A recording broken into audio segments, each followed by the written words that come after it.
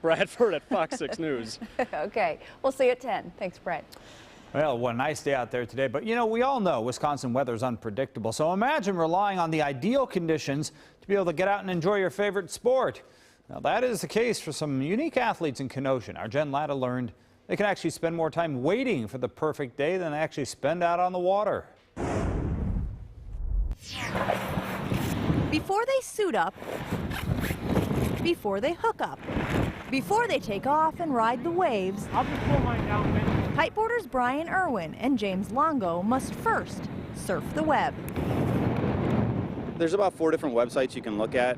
iKitesurf, the NOAA website, weather.com has a good one, but it's really the current conditions.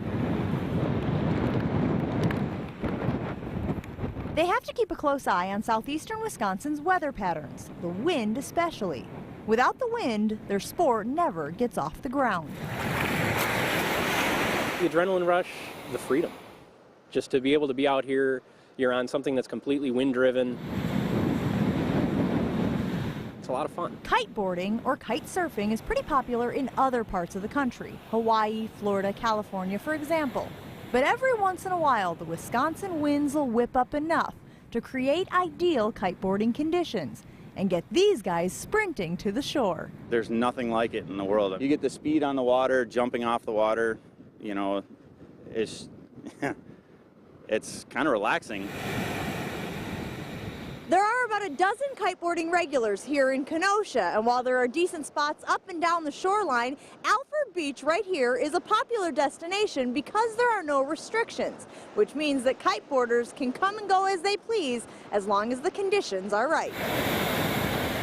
A lot of us guys just like to sit on the south winds, north winds, and southeast and northeast for Lake Michigan. Helps you jump a little higher, you know, gives you a little bit better, you know, riding experience. Anywhere over 15 miles an hour is good. I like over 20. It can be an expensive hobby.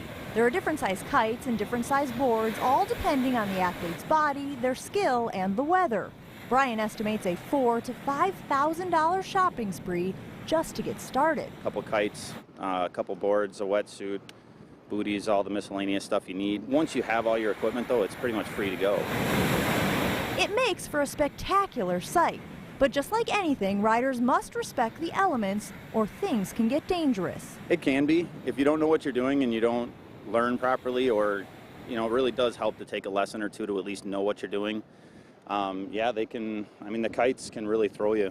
You know, they pick you up off the water as high as your ability allows you to. Brian says he and all of his friends have been dragged down the beach by a runaway kite. But the more they get out, the better they get. And though sporadic, they can kite in Kenosha from spring until November. I wish we were somewhere where it was a little more predictable. It kind of stinks when, you know, you're looking at the future wind reports and everything. A day looks good and you're all set. You kind of working your schedule around it, and then suddenly the whole day fizzles out and you're like, well, now what? It's that unpredictability that makes them appreciate days like this even more. And as long as there's water and the right amount of wind, they'll be ditching their day jobs and trading their computers for their kites. Whenever you see the wind, it's, you know, you don't want to do anything else. In Kenosha, Jen Latta, Fox 6 Sports. You know, many years ago, this guy I grew up with named Chip Wasson used to go out with what was basically a surfboard and a kite like that on the San Francisco Bay. And he is considered one of the icons of the sport. The founder? One of the first out there doing that sort of so thing. cool. I'm sure those guys have heard of him. In addition to Lake Michigan, you find the kiteboarders out there like Muskego and Lake Winnebago, of course. That's so cool. You don't expect it to see it in Wisconsin, and now There we know it why, is. as Jen explained. Well, more than $200,000 over 4 years. That is how much a bookkeeper is suspected of embezzling in Brookfield.